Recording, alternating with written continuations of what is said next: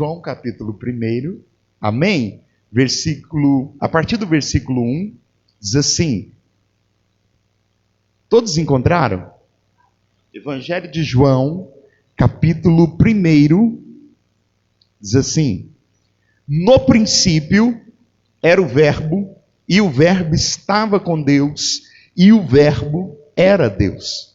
Ele estava no princípio com Deus, todas as coisas foram feitas por intermédio dele, e sem ele, nada do que foi feito se fez. A vida estava nele, a vida era a luz dos homens. A luz resplandece nas trevas, e as trevas não prevaleceram contra ela. Houve um homem enviado por Deus, cujo nome era João. Este veio como testemunha para que testificasse a respeito da luz, a fim de que todos virem a crer por intermédio dele. Ele não era luz, mas veio para que testificasse da luz, a saber, a verdadeira luz que, vinda ao mundo, ilumina todo o homem. O Verbo estava no mundo, e o mundo foi feito por intermédio dele, mas o mundo não o conheceu. Veio para os que eram seus, e os seus não o receberam. Mas a todos quanto o receberam, deu-lhes o poder de serem feitos filhos de Deus, a saber, aos que creem no seu nome. Os quais não nasceram do sangue, nem da vontade da carne, nem da vontade do homem, mas de Deus. E o Verbo se fez carne, e habitou entre nós, cheio de graça e de verdade. E vimos a sua glória, glória como a do unigênito do Pai. Curva a tua cabeça, feche seus olhos. Senhor, meu Deus e meu Pai, nós nos colocamos diante do teu altar e da tua presença. Os louvores foram entoados, a tua palavra, papai querido, agora vai ser ministrada. Deus, venha de encontro aos nossos corações. Derrama a tua graça, o teu favor sobre a minha vida. Papai querido, convém que eu diminua para que o Senhor cresça. E a tua glória, papai querido, se manifeste ou continue se manifestando nesse lugar, Deus. Se conosco, nos abençoe para a glória e para louvor do teu santo nome. Amém e amém. Queridos, não nos restam dúvidas de que dos 4 evangelhos, João talvez seja aquele que se destoa ou mais se destoa dos demais. Não por acaso Mateus, Marcos e Lucas são considerados sinóticos. E para aqueles que estão nos visitando e talvez se pergunte o que seria isso, é a semelhança que há nesses 3 primeiros evangélicos, Mateus, Marcos e Lucas. Eles são considerados sinóticos, eles são considerados similares entre si, eles são considerados semelhantes entre si, ao passo que João não. João, ele se destoa dos demais. Às vezes nós até pegamos pessoas dizendo os 4 evangelhos sinóticos, e não. Na verdade, são os 3 evangélicos sinóticos, parecidos, semelhantes, similares um ao outro, e João não. E as razões para tamanhas diferenças são bem simples. Ao contrário dos demais evangelhos que têm o foco em mostrar, por exemplo, Jesus como rei, Lucas vai mostrá-lo como homem, Marcos vai mostrá-lo como servo, João tem um foco distinto dos demais. João vai focar na divino-humanidade de Cristo. É exatamente por isso que ele inaugura o evangelho, o seu evangelho, com o texto que nós lemos. No princípio era o Verbo estava com Deus e o Verbo era Deus. Havia uma proposta em João, e a proposta é mostrar exatamente a divino-humanidade desse Cristo. Esse Cristo não apenas como homem, mas também como Deus. Esse Cristo não apenas Deus, mas também homem. Ou seja, há uma integridade na sua natureza. E ele não é 50% homem, 50% Deus. Não, ele é divino humano em toda a sua inteireza. Em toda a sua totalidade. Em toda a sua integridade. Cristo é o divino homem E João quer mostrar exatamente isso. Ele quer apresentar Jesus como o Verbo encarnado. No entanto, querido, e é aqui que eu queria chegar nessa noite, amém? Há um dado também interessante em João, amém? Que contribui para que ele continue se destoando ainda mais dos demais evangelhos. Quando se tratam, e eu estou dizendo isso para você entender que quando se tratam de milagres, ao contrário dos demais evangelhos, João dá maior destaque, e quando eu digo milagre, eu também estou me referindo aos atos e milagres registrados por João nos evangelhos. João vai dar maior destaque aos atos e milagres que foram realizados no secreto. Ele dá maior ênfase aos atos e milagres que foram realizados por Cristo no secreto e não meramente em público. Mateus, Marcos e Lucas vão dar mais ênfase aos milagres que foram notórios aos olhares do público, aos olhares da multidão, aos olhares dos fariseus, dos saduceus, aos olhares dos próprios discípulos, amém? Aos olhares da própria Jerusalém, porque Cristo esteve por 4 vezes ao longo do seu ministério de 3 anos e meio em Jerusalém, e ali, ainda que sejam poucos, ele também efetuou milagres aos olhos de muitos. Mateus, Marcos e Lucas dão ênfase aos milagres que foram realizados na Galileia, em Cafarnaum, Nazaré, em outras cidades, como em Gadara, que era a cidade do endemoniado Gerazeno, e eram milagres públicos, notórios, mas João não. João, ele tem uma peculiaridade. João, ele vai dar maior ênfase aos atos e milagres. Eu vou falar muito milagres, mas associem também como atos, como atitudes de Cristo que foram realizadas no secreto, no íntimo, no particular, longe do olhar da multidão, às vezes até no individual, outra hora com poucas pessoas presentes. João dá maior ênfase a esse tipo de atitude, João dá maior ênfase a esse tipo de ação, e é difícil encontrar uma razão clara para que João tenha feito isso no seu evangelho. Na narrativa do seu livro, talvez um dos motivos seja até um tanto quanto teológico, porque cada milagre, cada ato de Jesus no Evangelho de João gera um discurso. Cada ato de Jesus, cada milagre precede um discurso teológico. Vocês se lembram, por exemplo, do cego em que Jesus vai mandá-lo lavar o rosto em um tanque? E aquilo gera um alvoroço, aquilo gera um comentário, porque agora os judeus, as autoridades, querem saber quem curou aquele cego. E a partir daquela cura, Jesus então começa um longo discurso teológico acerca de si mesmo. Essa é talvez uma das razões teológicas para as quais João vai dar maior ênfase a milagres que foram feitos no particular, porque eles sempre, Lucas, geravam uma discussão teológica.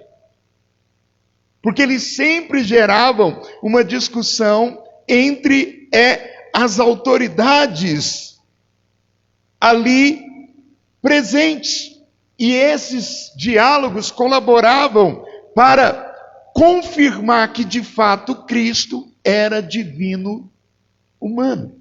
Que de fato ele era o Verbo encarnado, do qual João relata no capítulo 1. Todavia, querido, revelar-se no secreto era bem mais que um fim teológico. Pastor, eu não entendi. O que eu quero dizer é que revelar-se no secreto era bem mais do que ter meramente uma finalidade teológica. Muito pelo contrário. Cristo queria revelar-se, ser conhecido, ou revelar-se, melhor dizendo, conhecedor da particularidade de cada um dos envolvidos. Havia um fim teológico. Revelar Cristo como de fato o divino homem, em cima dos discursos que eram proporcionados, em cima de cada ação e de cada milagre. Mas revelar-se no secreto ia bem mais do que uma finalidade teológica. Tinha um fim de revelar-se no particular. Tinha um fim de revelar-se na intimidade. A proposta de Jesus era de se revelar no pessoal. A proposta de Jesus era, a partir da ação, desenvolver um relacionamento interpessoal com cada indivíduo envolvido na ação ou no milagre proporcionado por Cristo. Quem aqui está entendendo, diga amém.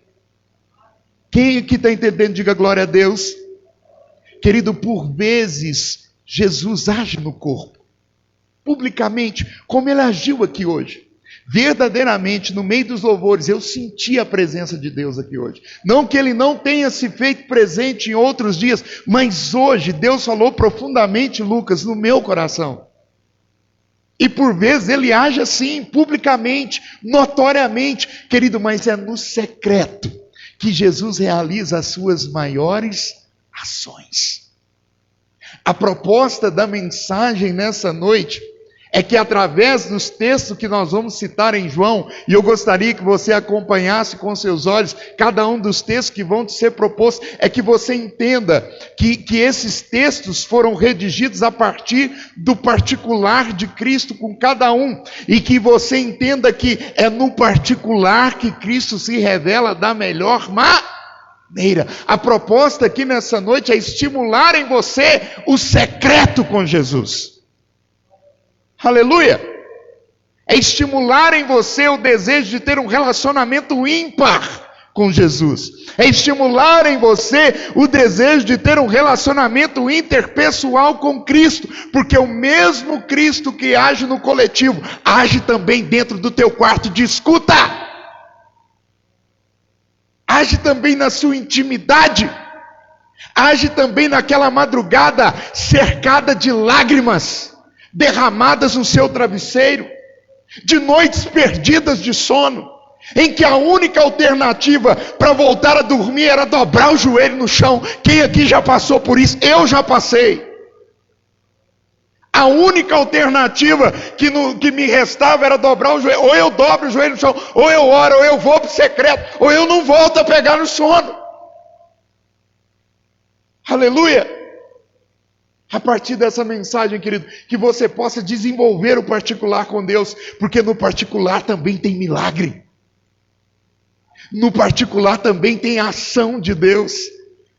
No particular também tem revelação de Deus. E nós percebemos isso ao longo do Evangelho de João. E embora nós não vamos discorrer todo o Evangelho de João, alguns textos, principalmente situados nos primeiros 4 capítulos de João, vão nos mostrar isso.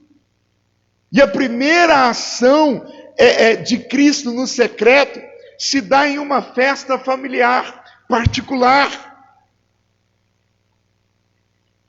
Mas antes dessa festa particular, eu quero falar de um outro encontro. Um encontro pessoal que Cristo teve com Natanael. Amém? Eu estava pulando um tópico aqui. Você não percebeu, mas eu sei que você percebeu. Eu voltei um tópico anterior. Amém? Glória a Deus. Mas nós vemos isso no capítulo 1, a partir do verso 43, amém, até o 51, em seu encontro pessoal com Natanael, ele demonstra ser profundamente conhecedor da vida de Natanael. Aleluia! Atos e milagres que Cristo realiza no secreto. E um dos atos realizados por Jesus foi o ato da salvação de Natanael, que ele realiza no particular. E ele demonstra ser profundo conhecedor da vida desse moço chamado Natanael. Ele é amigo de Filipe, que também vai ser um dos discípulos de Jesus. Filipe tem contato com Jesus, e ele então vai até Natanael. Olha, Natanael, eu conheci aquele dos quais Moisés e os profetas falaram acerca dele. Eu conheci aquele que é o Cristo, que é o Messias. Está falando de quem? De Jesus, aquele que veio de Nazaré. Que isso, Felipe? Acaso pode vir alguma coisa boa de Nazaré? Então vem, meu querido, e vê. E quando Natanael chega diante de Cristo, a primeira coisa que surpreende Natanael, Cristo, sem conhecê-lo pessoalmente, sabia cada detalhe do seu caráter. Ele vai dizer: vejo em você, vejo aí, um israelita em quem não há dolo. A afirmativa de Jesus acerca de Natanael, querido, ela é tão surpreendente que Natanael diz assim: como é que você me conhece?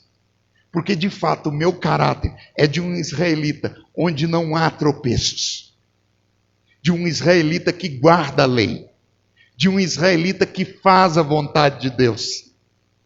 Você está entendendo? O Cristo, pastor, não entendi. O Cristo que se revela no particular, querido, ele conhece o teu caráter. Ele sabe quem você é nele. Você está entendendo? Ele sabe quem você é. Eis aí um israelita em quem não há dolo. E era a primeira vez em que Natanael estava diante de Jesus. Você está entendendo? A onisciência de Cristo não se limita ao espaço público da igreja, mas ela também vai além. Ela se revela no íntimo, no secreto. Eu fico imaginando esse texto, embora a gente não vá abordar isso, se Natanael era um cidadão sem eira nem beira. Eis aí, um israelita que não vale uma picada de fumo. Já imaginou? Pastor, por que você está dizendo isso? Se Cristo viesse ao teu encontro hoje, querido, o que ele diria a respeito, acerca do seu caráter? Eis aí um enrolão. Eis aí um mal pagador, não paga nada. Como diz os mais antigos, não paga nada, nem fogo na roupa. Manzinho gostou. Você está entendendo? Amém? Não. Mas Jesus conhecia a integridade do caráter daquele moço. E aquilo surpreende tanto Natanael, que Natanael diz: como é que você me conhece? Ou, antes que Filipe te chamasse, eu te via sentado debaixo da figueira. Você está entendendo, querido? Deus, ele não apenas conhece o teu caráter, mas ele também sabe em que condição você está e aonde você se encontra nesse exato momento. Aleluia! Ele é o Cristo que se revela no secreto. E nessa noite ele se revela no secreto para te dizer: eu sei como você está, aonde você está e com quem você está. Qual é a sua figueira? Debaixo de qual figueira você tem estado? Para tentar se esconder da vontade de Deus, para tentar se esconder do propósito de Deus. Eu não sei o que Natanael estava fazendo debaixo daquela figueira, pensando no que eu não sei, mas eu sei que Jesus o viu. O texto até nos remete a indagar alguma coisa, porque Cristo fecha esse texto de Natanael fazendo uma alusão a Jacó e a escada que se fez entre Jacó e Deus, onde os anjos subiam e desciam. Dá-se a entender que, como conhecedor da lei, exatamente naquele momento na figueira, Natanael estava pensando nisso. O que seria ainda mais surpreendente. Mas o dado interessante aqui, querido, é Jesus saber aonde ele estava e quem ele era. Jesus se revela no secreto para dizer para você quem você é e onde você está. Ele sabe quem você é e onde, em que situação atual você se encontra. Esse é o Cristo do secreto. É o Cristo que na intimidade vai dizer para você: você não está bem, né? É o Cristo que na intimidade vai dizer para você: está angustiada, está preocupada, né? Esse é o Cristo. Esse é um Cristo que se revela no secreto, para falar no íntimo, para falar no coração. Quem aqui está entendendo, diga amém. Procura o secreto. Procura a intimidade, querido. A proposta de Jesus, quando ele vai propor a oração universal, tão conhecida entre nós como o famoso Pai Nosso, ele vai dizer: quando orares ao Pai, entra no teu quarto, fecha a porta sobre ti, ora ao Pai em secreto, e o Pai que te ouve em secreto te responderá. Aleluia. Glória a Deus. Os únicos dois, eu descobri mais um, os únicos dois lugares onde havia porta, naquele contexto ali, do tempo de Jesus, era o quarto do pai e da mãe e a despensa da casa. Era o lugar mais particular. Muito provavelmente, ou eles fechavam a porta da despensa e oravam, ou eles fechavam a porta do quarto e oravam. Aleluia. Querido, tem oração que você faz em público, mas tem oração que é no secreto. É no secreto. É no particular. Lembra do secreto de Ezequias? O Senhor disse: olha, coloca a tua casa em ordem, porque eu vou dar cabo da sua vida. Ezequias virou para o canto, deitado, virou para o canto, e ali, ele, Deus e a parede, creio eu. Ele disse: Senhor, se há mercê da minha vida para contigo, me dê mais tempo. O Senhor acrescentou mais 15 anos na vida de Ezequias. Você está entendendo? E para te provar, Ezequias, que eu sou Deus e que eu acrescentei mais 15 anos, sua sombra vai girar ao contrário. Imagina sua sombra, ela tem que estar numa posição, ela vai para outra posição. Se é comigo, meu irmão, ui! O que é isso? Você está entendendo?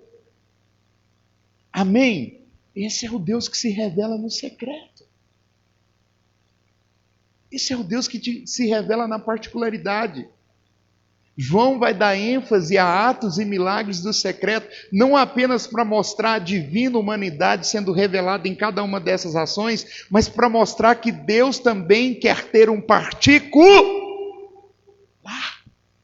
Lembra de Jacó, no Val de Jaboque? Passa toda a família, passa todos os servos, passa todos os animais. Mas Jacó ficou. E o texto diz que durante toda aquela noite ele travou uma luta com o próprio Deus, onde o seu caráter foi mudado. E é interessante que no texto, por 2 vezes, se não me engano, o anjo do Senhor, que é a figura pré-encarnada de Cristo no Antigo Testamento, vai dizer assim: qual o seu nome? Jacó. Qual o seu nome? Jacó. Já não te chamarás Jacó. A partir desse vale da intimidade, do particular, do Peniel, do encontro face a face com Deus, você vai se chamar Israel, príncipe do Senhor. É isso que Deus faz na intimidade. Ele forja caráter. Ele muda ações.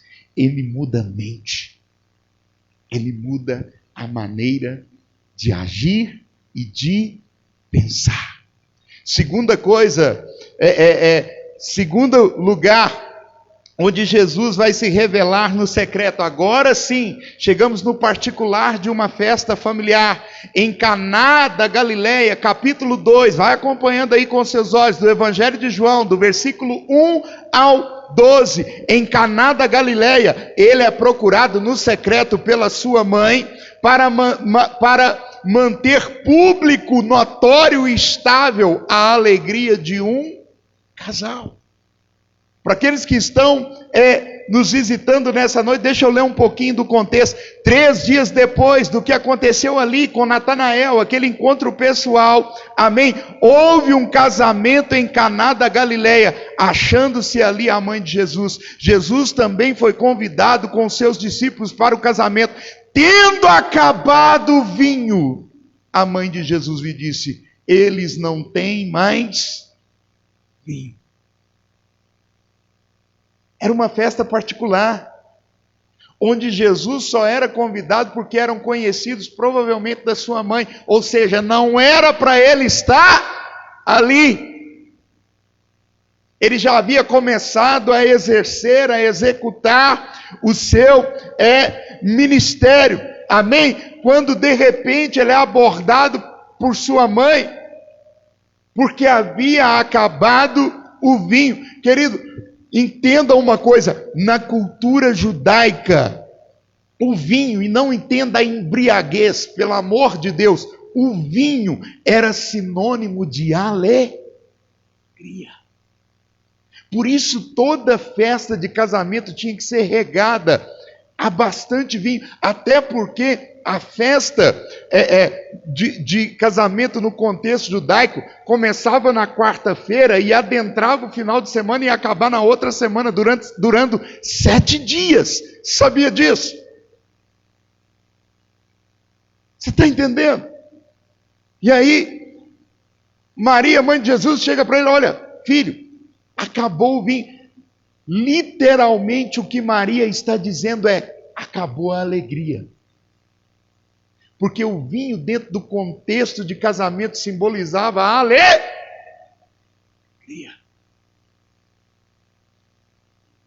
E é interessante que essa festa ela é tão particular para Jesus, ela é tão reservada, que ele vira para Maria e diz assim: mulher, que tenho eu contigo, não é chegada a minha hora. Não é chegada a minha hora. E Maria então vai dizer o óbvio: fazei tudo o que ele vos disser. Sabe o que Maria está querendo dizer, querido? Deixa eu abrir um parênteses aqui. Eu não tenho poder aqui para resolver nada. E ele faz o que ele quer e se ele quiser. Agora é com ele. Mas acabou a alegria. Acabou o vinho. As talhas estavam vazias. E as talhas eram jarras num formato de taças grandes, que cabiam muitos e muitos litros de vinho, e todas elas, Nivaldo, estavam vazias. Você tinha um casamento sem alegria, e em sua essência, em seu recipiente, vazio. Mas procuraram Jesus no secreto. E no secreto Jesus disse: tragam as talhas, encham de água, sirvam. Eu não sei como é que está a tua vida nessa noite, querido. Talvez ela está tão ausente de alegria quanto aquele casamento. Talvez as talhas, as taças, os jarros, os recipientes da sua vida, que é a sua alma, estão tão vazios quanto aqueles recipientes. Mas nessa noite, Jesus está presente no seu quadro. E Ele está dizendo: tragam as talhas, encham de água, porque eu tenho o poder de devolver a vida, eu tenho o poder de devolver a alegria, eu tenho o poder de devolver o contentamento, eu tenho o poder, aleluia, de manter estável e público a alegria que esse casal outrora tinha e que perdeu porque as talhas ficaram vazias. Aleluia! Tragam as talhas. Ele te chama no particular. Ele não chamou o público da festa. Você está entendendo? Tragam os servos. Tragam a talha. Agora traga o mestre-sala. Manda ele provar o vinho. Aí sabe o que o mestre-sala diz? Que isso, noivo? Você guardou o melhor vinho para o final. Geralmente se dá o melhor vinho no começo. É isso que Jesus faz, querido, quando ele se revela no secreto. Ele tem reservado para você o melhor vinho, a alegria verdadeira, o contentamento verdadeiro, a paz verdadeira, aquela que só vem do alto. Ele em João vai dizer: deixo-vos a paz, a minha paz o dou, não a paz de Roma, não a paz da filosofia grega, não a paz da religiosidade judaica, mas a minha paz vos dou. Aleluia! Esse é o Cristo que se revela no secreto, que se revela para mudar contextos que aos olhares humanos são impossíveis de serem mudados. Aleluia! O haja de Deus é acionado em Cristo. Porque só Cristo tem o poder, por ser Deus, de mudar moléculas de água, de transformar moléculas de água em vinho. Só Ele. Querido, eu não sou químico, mas eu te desafio aí no Google. Digita lá o processo de fabricação do vinho. Você vai ver o quão extraordinário foi o que Jesus fez naquela festa. Você vai ver o quão extraordinário foi o que Jesus fez naquele lugar, em seu primeiro milagre. Dá uma estudada, uma pesquisada. Qual é o processo de fabricação do vinho? Como se dá? Tem que fermentar a uva, não pode ser qualquer água. Você está entendendo? Fica depois de misturar, fermentando, coloca-se em barris. Enfim, eu não sou químico, eu não sou especialista na área, mas faça uma pesquisa e você vai ver o poder de Cristo. Só Cristo é capaz de, em segundos, mudar a molécula da água nos componentes necessários para se fazer vinho. Sem uva. Sem uva. Ele não mandou discípulo, pisa a uva aí, que o trem está feio. Amém? Bota ela para fermentar uns 30 minutinhos, só uns 30 minutinhos, tem que fermentar mais. Mas uns 30 minutinhos ali, traz, nós vamos fazer um suco aqui, mexer o jarrão, né? E vamos ver o que dá. Foi assim que Jesus fez, Carol? Não. Derrama água. Agora serve. Mas isso se dá no partir. O que tem que ser transformado na tua vida? Vai para o secreto. Vai para o secreto. Querido, no seu status, você não vai conseguir acionar nada em Deus. No status do seu celular, do WhatsApp, do Instagram, do Facebook, você não vai conseguir nada. Para de desabafar em lugares onde não são para desabafar. A Eliana postou um texto, sua mãe postou um texto muito interessante na página da Ibane, tanto no Facebook quanto no Instagram, onde ela diz assim: cuidado onde você desnuda a sua alma. Para de desnudar a sua alma em público, nas redes sociais. Vai para o secreto. Vai para o particular. Você está entendendo? Embora não haja nenhum poder de mediação em Maria que ela convenceu Jesus, não tem nada disso, mas uma coisa eu admiro em Maria, ela procurou Jesus. Você já imaginou se Maria fosse aquela mulher escandalosa? Hein, irmã filha? Hã? Já imaginou? Maria, não conta pra ninguém não. Mas acabou o vinho. Acabou o vinho! Gente, que é isso? Que absurdo! Você já imaginou a vergonha dos noivos? Hein, Samuel?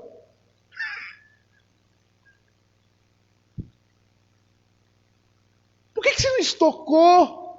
Sabe fazer conta, não? Deu convite a mais, né? Sabe que a pessoa que te julga, ela não te ajuda, ela julga a sua situação. É porque você fez aquilo. Você esqueceu de reservar uns engradados. Não. Meu filho está aí.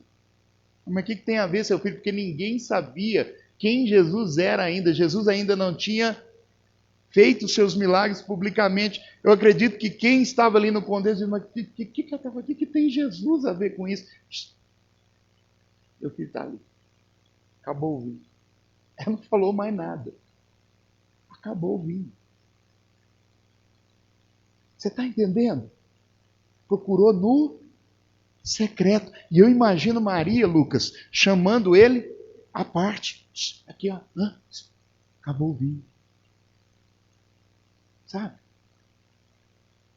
Chama no secreto. Ô, Jesus, meu casamento é uma desgraça. É, porque no secreto você pode falar uns treinos aí. É uma desgraça. Não é igual eu dobrei o joelho e falei, Jesus, eu tenho que pregar, minha vista está uma porcaria. Não estou enxergando nada, está tudo embaçado aqui. Você está entendendo? No secreto você pode ter umas particularidades.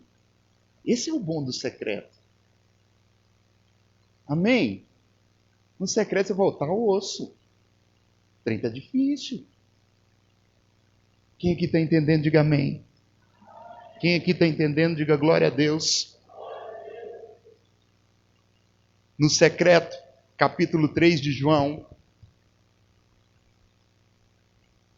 um certo homem chamado Nicodemos, ao procurá-lo no particular, recebe também no secreto a maior de todas as revelações. Quem não nascer da água e do Espírito não pode entrar no reino de Deus. Uma das maiores revelações do Novo Testamento é dado no secreto para um homem chamado Nicodemos, que era maioral dos judeus, ou seja, fazia parte dos mestres da lei. E o texto é bem claro em dizer no capítulo 3, versículo 1, havia entre os fariseus um homem chamado Nicodemos, um dos principais dos judeus. Este de noite foi ter com Jesus e lhe disse, Rabi, sabemos que és mestre vindo da parte de Deus, porque ninguém pode fazer esses sinais que tu fazes se Deus não estiver com ele. Assim respondeu Jesus, em verdade te digo que se alguém não nascer de novo, não pode ver o reino de Deus.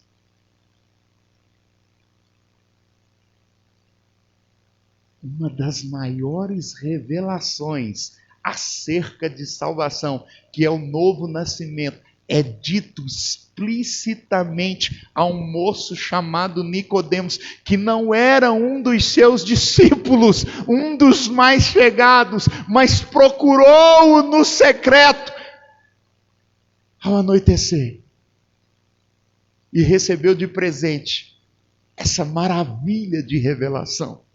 Uma revelação que naquele momento era tão profunda para Nicodemos que ele diz assim, eu vou ter que voltar ao vento da minha mãe. Não, querido, é um nascimento que vem do alto. É um nascimento que vem da água, batismo, e do Espírito, do alto.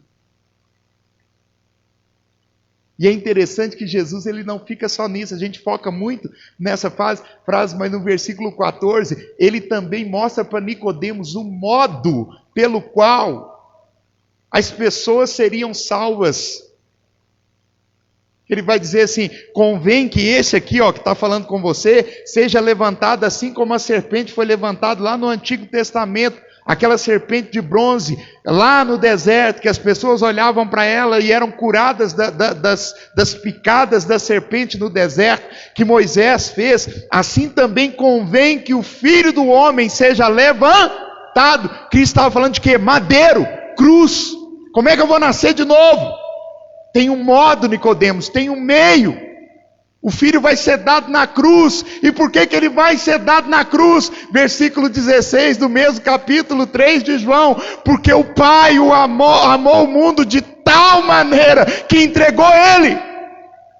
Olha o que esse moço recebe numa noite. 3 revelações sobre salvação que são profundas e definem o ingresso para o reino de Deus.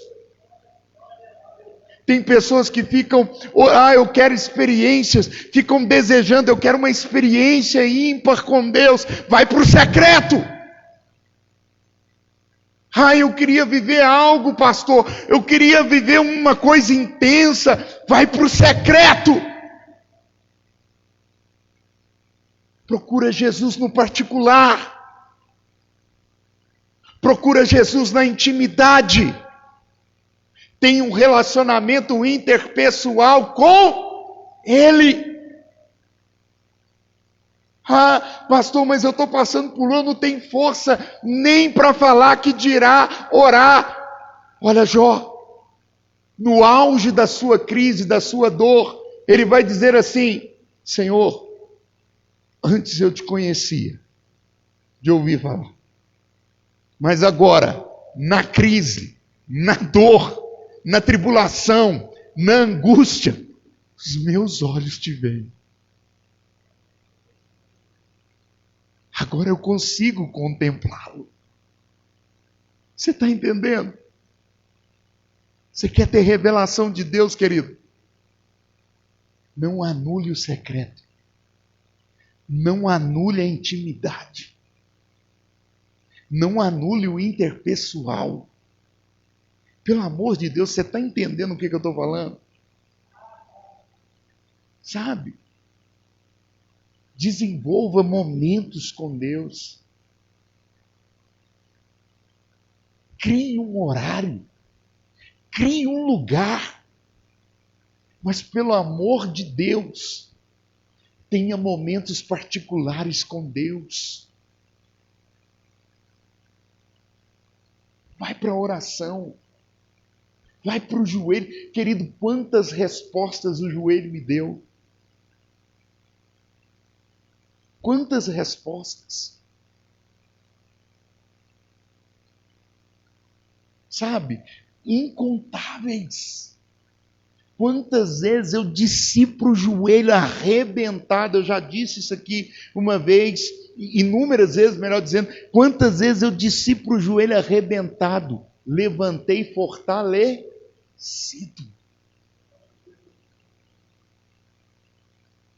Você está entendendo? Amém? Sabe, dona Eni? Não para de ir para aquela árvore lá no meio do pasto, não. Para não. Lembra do discipulado? Pastor, o lugar que eu gosto de orar é debaixo de uma árvore que tem num pasto lá perto de casa. Pastor, mas o luteamento arrebentou com a árvore. Arruma outra árvore.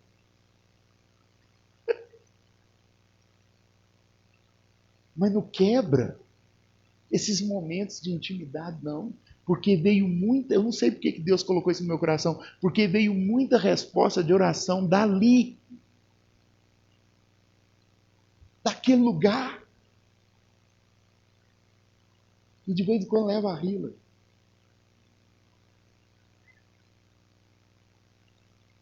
Você está entendendo, querido? É no particular. Esse cidadão largou todas as autoridades lá nos lugares. Não, deixa quietinho lá.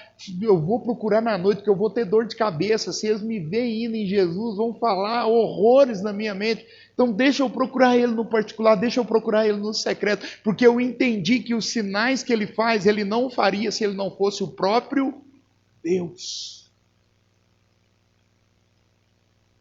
Aleluia!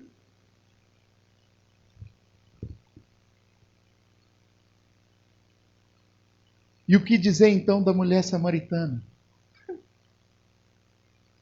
Gente, dava para navegar o livro de João inteiro. Você ia ver revelações no secreto. E o que dizer da mulher samaritana do capítulo 4 do Evangelho de João? Quantas revelações aquela mulher recebeu porque foi buscar água no poço e o próprio Cristo pediu água para ela. No calor do dia, meio-dia, tudo indica que era esse horário. E ela procurava nesse horário porque nenhuma outra mulher iria procurar água naquele momento. Então ela falou, eu vou nesse horário porque se eu ir, eu vou estar sozinha. E sabe por que ela queria isso? Porque o marido que ela tinha era o sexto e nem marido era. Era um amaziado, um juntado. Você está entendendo? Aquela mulher tinha sede de vida. Aquela mulher tinha sede de verdade. Embora ela tivesse todo um contexto deturpado de vida, havia uma sede no interior da sua alma. E numa dessas idas ao poço, ela se depara com a própria fonte de água da vida, que é Jesus. Aleluia! E quantas revelações essa mulher recebeu. Eu pontuei algumas, porque eu já revirei esse texto, eu já preguei em cima dele inúmeras vezes, e ele, gente, é um dos a Bíblia em si é inesgotável, mas esse texto, ele vai te dando mensagens e mensagens, quanto mais você aprofunda dele, mais mensagem ele te dá. Mas olha, eu quero pontuar algumas revelações de Cristo para essa mulher. Versículo 14, versículo 14 do capítulo 4, olha o que Jesus fala para ela: aquele que beber da água que eu lhe der, nunca mais terá sede. Nunca mais. Tudo que ela queria ouvir, tudo que ela desejava a vida inteira, ela ouviu num início de tarde. Olha o que Jesus revela para ela. A partir de um bate-papo que se iniciou de um pedido de água. Gente, é só eu que vejo esses trem loucos na Bíblia? É, Carol. Sabe? Aí ela segue, ela tem umas dúvidas religiosas. Senhor, dizem que se deve adorar no templo em Jerusalém. Os samaritanos, que é aqui da minha região, dizem que é no monte, se não me engano, Gerizim. Alguém me corrige aí agora, se não for esse monte, mas eu creio que é. Sabe?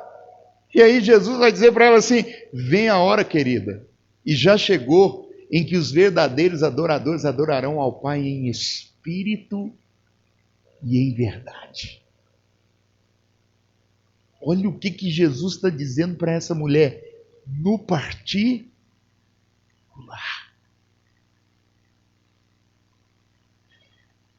No particular.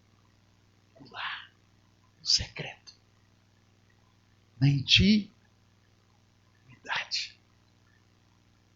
Uma mulher que pertencia a um contexto de geração que era pegada a lugar, a coisa. Não, tem que adorar em Jerusalém. Não, a adoração correta é nesse momento, mas tem que ter o lugar. Quando o templo foi destruído e eles foram levados para a Babilônia, Israel entrou em comoção nacional. Acabou, Deus afastou. Deus não age mais porque o templo foi derrubado. Jesus está dizendo aquilo que o Senhor disse no Antigo Testamento: eu não habito em templos feitos por mãos humanas. Eu habito dentro. É por isso que a verdadeira adoração e os verdadeiros adoradores adoram ao Pai em espírito e em verdade. Aleluia! Glória a Deus! E a maior e mais surpreendente revelação, pelo menos para aquela mulher, está lá no versículo 26, onde Jesus diz assim: olha, eu sou o Cristo, esse que vos fala.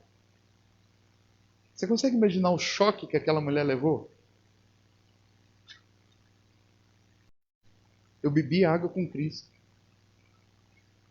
Eu conversei com Cristo. E eu ainda me dei de teóloga. Querendo falar de adoração com o próprio Cristo. Você está entendendo? Versículo 25, você entendeu o contexto? Diz assim: eu sei, respondeu a mulher, que há de vir o Messias, chamado Cristo. Quando ele vier, nos anunciará todas as coisas. Disse-lhe Jesus: eu sou. Eu que falo contigo. Querido, oxalá, no teu secreto, Cristo diga: eu sou aquele a quem você tem buscado. Esse que vos fala. Por meio da pregação, por meio de um amigo que foi usado, por meio de uma amiga que foi usada. Eu sou o Cristo. Eu sou aquele capaz de mudar a sua vida. Eu sou aquele capaz de mudar a sua história. Eu sou aquele capaz de transformar a tua trajetória. Eu sou esse que vos fala.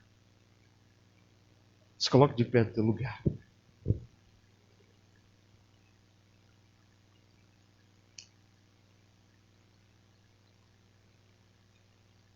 Querido, tantos outros milagres e atos de Jesus no secreto poderiam ser citados aqui nessa noite. Nós ainda poderíamos falar do paralítico no tanque de Betesda, que também é no particular. Jesus está subindo para o templo, mas ele dá uma parada em Betesda, e quer dizer casa da morte. Você sabia disso? Casa da morte. Dentre tantas outras traduções, aquele lugar também era conhecido como casa da morte. E tinha um paralítico ali, 38 anos, esperando que um teórico anjo tocasse as águas daquele tanque, para que alguém, filho de Deus, pegasse ele no colo e jogasse ele no tanque e ele fosse curado. E não há provas nenhuma de que as pessoas eram curadas, mas elas estavam ali, na casa da morte, procurando a solução num tanque que não tinha solução. E Jesus, no particular, é interessante, é um lugar onde tem vários enfermos, mas ele chama esse paralítico à parte e muda a história dele.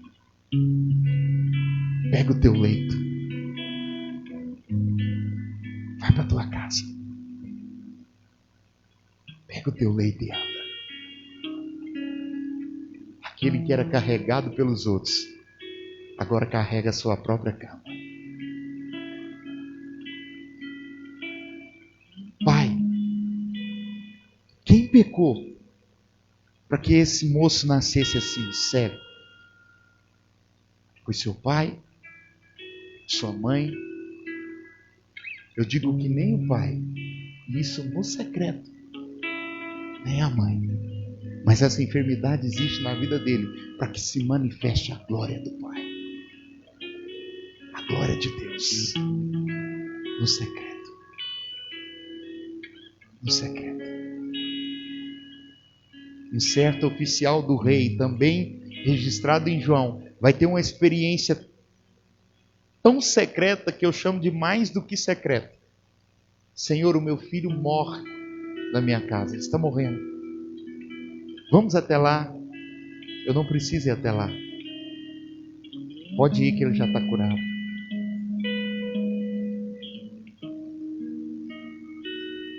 Secreto. Talvez não o secreto do oficial, mas o secreto do filho. Porque até que o oficial chegasse em casa, aquele filho talvez não entendeu o que aconteceu. Eu estava à beira da morte, mas foi me concedido vida. Esses e tantos outros milagres poderíamos citar, mas eu queria, com esses poucos milagres que foram citados, acender em você a sede do secreto, a sede da intimidade, a sede do particular.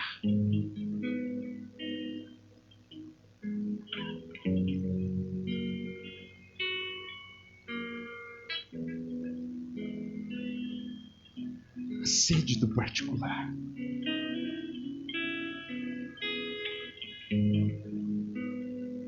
Procure Deus no secreto. Estabeleça tempo com Ele. Estabeleça lugar com Ele. Estabeleça encontro com Ele. Deixa eu dizer uma coisa para vocês. Não está no meu esboço, eu nem sei por que isso veio na minha mente. Mas não foi Deus quem quebrou o secreto com Adão. Foi Adão quem quebrou o secreto com ele. Porque Deus estava no mesmo lugar onde ele ia todas as tardes conversar com Adão.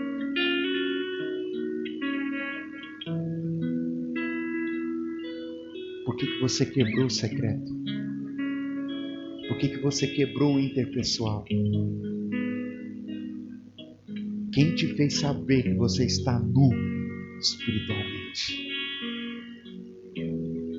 Quem te fez saber? Quem foi que atrapalhou o teu particular?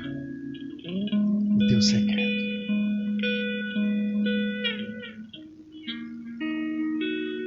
Aleluia. Que essa palavra possa ter entrado no teu coração.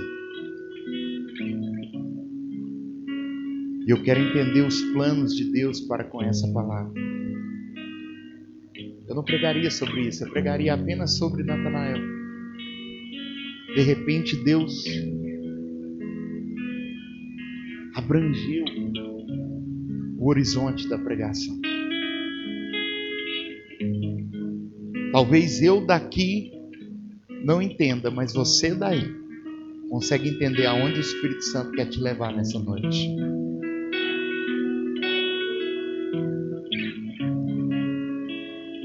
Onde eu te encontro. Não é isso, Ian? No lugar aos teus pés me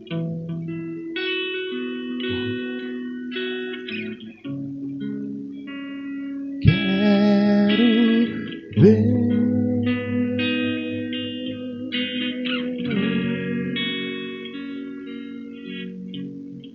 Aleluia. Que essa palavra possa ter encontrado espaço no meu, no teu, nos nossos corações. Você pode aplaudir aquele que é digno de toda honra, toda glória.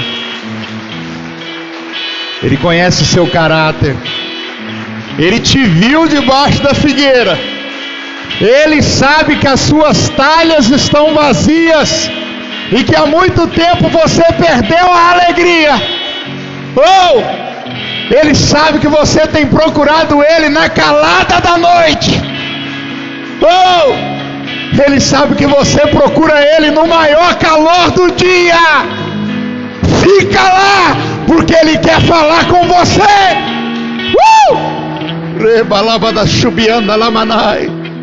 Que Deus abençoe sua vida, em o nome de Jesus. A todos aqueles que nos visitaram, que Deus te abençoe. A todos aqueles que estiveram conosco na live, que Deus também te abençoe, em o nome de Jesus. Faça assim com as mãos. Que o amor incomparável de Deus Pai, a graça redentora de Cristo Jesus, as doces consolações do Espírito Santo de Deus se derrame sobre a vida de cada um de vós. Ainda não vão em paz?